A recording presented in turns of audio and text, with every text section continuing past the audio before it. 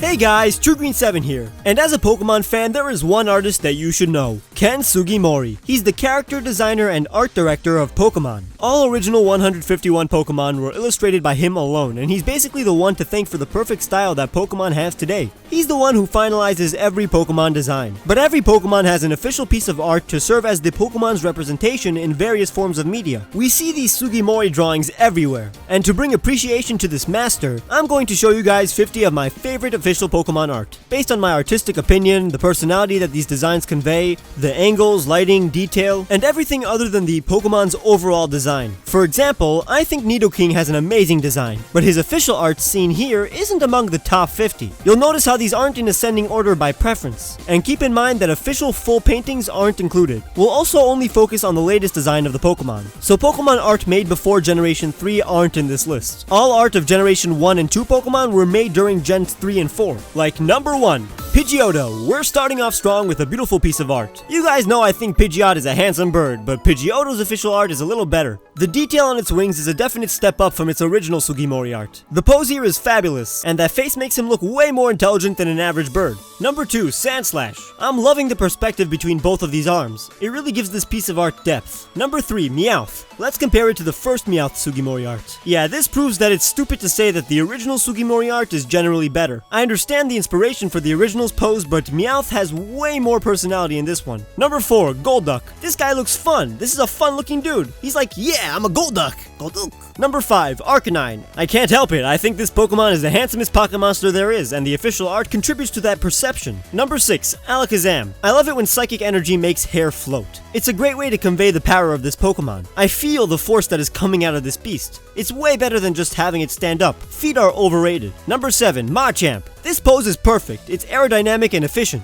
Number 8, Rapidash. She looks like she's in a hair commercial. Flipping that hair back and looking behind her, that's the definition of majestic. Number 9, Kingler. It really feels like those claws are coming right at me. He's like, I'm gonna get ya. Cookie. Number 10, Execute. While it's not the best designed Pokemon, you really understand the dynamic between the individual eggs. This guy's the boss. He's having fun. This one's the punk. This guy's the offensive one. This one's the defensive one, keeping a lookout for his little brothers. He's even too busy to look at the camera. This one's new. He doesn't know what's up. And this is Kenny. He's dead. Number 11, Hitmonchan. Okay, let's compare. This is the wimpiest pose I've ever seen. And to anybody who knows how to fight, this is the pose you want to make for the hardest hit. Number 12, Chansey. All the other cute Pokemon have their mouths open as if they're little sissies. But this Chansey's art doesn't conform to that standard. It just smiles and thinks, as if it looks cute but knows some stuff that you don't. Number 13, Kangaskhan. This is the look of a protective kangaroo dinosaur mother. And I love how the baby's like, whoa, who knew mother was such a badass? Number 17, Zapdos. This is an intimidating bird. I love how its feathers are spread out to show its maximum surface area. It looks scary. Number 15, Noctowl. Not a lot of Pokemon art has the Pokemon looking directly at the viewer, but when they do look at you, there is a reason. In this case, it's because this thing is a freaking owl. Those things are wise. He knows that there's some nerd staring at him, or he's just staring at your Tootsie Pops. And when an owl wants a Tootsie Pop, he'll get a Tootsie Pop.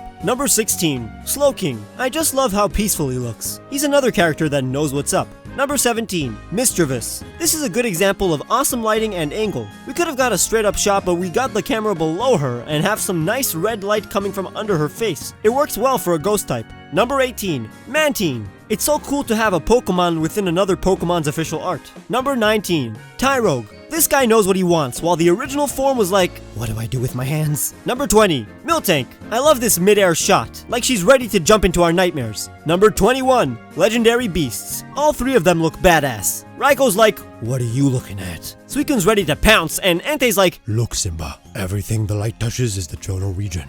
Number 22, Combusken. Ever since I was a child, I was always interested in this pose. It's one of the few that I remember. This pose and number 23, Blaziken. So the last two Captain America movies are some of my favorite films of all time. And in those movies, I love how much he uses his legs to attack enemies. This pose is exactly how a monster who uses his feet to fight would look like. Number 24, Swellow. In any form of media, this face is the sassiest face I've ever seen on a bird. Number 25, Gardevoir. I love how Gardevoir's skirt flows in the wind, probably using psychic energy. It's very ethereal looking. Number 26, Whismur. Good official art shows the extent of the Pokemon's physiology. It's a good thing that one ear hole isn't covered. That way we know that it has ear holes, and its big ears cover them. Number 27, Torkoal. This is just a well-made piece of art. Not a lot of Pokemon have a nice smoke effect around them. Number 28, Tropius. Once again, it's just a grand piece of art, and by now you should know that I like it when Pokemon look behind them in their art. Number 29, Latios. This guy looks determined, like he's going faster than the speed of sound to catch a girl who's falling from a tall building.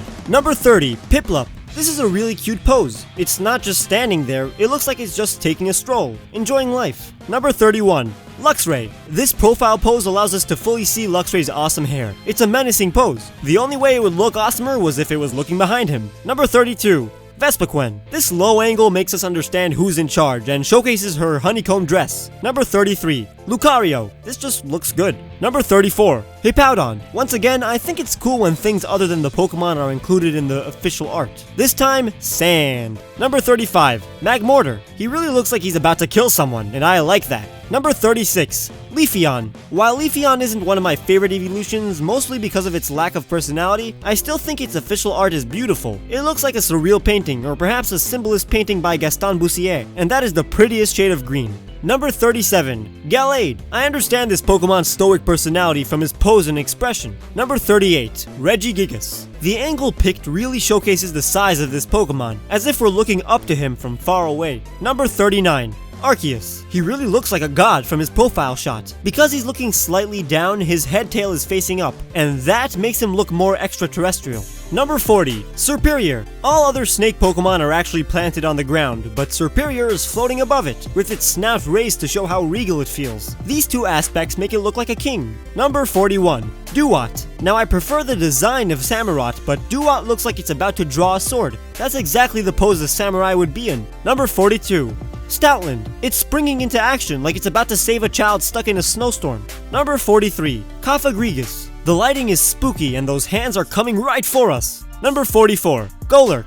He's giving me the same vibes Regigigas is giving me. Makes sense since they're based on the same thing. Number 45, Braviary. Damn, this is how an eagle should look like. This thing is about to fight for justice, or is just about to kill a Magikarp for dinner. Number 46, Terrakion. It's rare to have such a low angle in a Pokemon's official art, and this one really shows us how much of a brute Terrakion is. Number 47, Zekrom. Now this Pokemon may have the best example of perspective. This arm is way bigger than the other one, showing us how big the wingspan of this Pokemon is. Plus all the blue highlights on this shiny black skin really gives this art some ambience and tone. Number 48, Pangoro. This Pokemon looks tough. With its fist in the air and its trench coat fur in the wind, I would not mess with it. But then again, I wouldn't even mess with an Azurill. Number 49, Hawlucha. He's literally mid-attack, and that's always a good thing to see in official art. And lastly, number 50, Trevenant. You may have guessed why he's here based on all that I've said so far, but lighting, low angles, and hands reaching out to the viewer really do help make the art of a ghost Pokemon very compelling. But there are plenty more official Pokemon art pieces that are great. These are just 50 out of the hundreds that I love. If you enjoyed this video, please leave a like and subscribe if you haven't. Check out the top clip to see a video about Pokemon that share origins, and the bottom video for Pokemon with underrated designs. Follow me on Facebook and Twitter, and I'll see you guys very soon. But maybe check out my Let's Play before you do.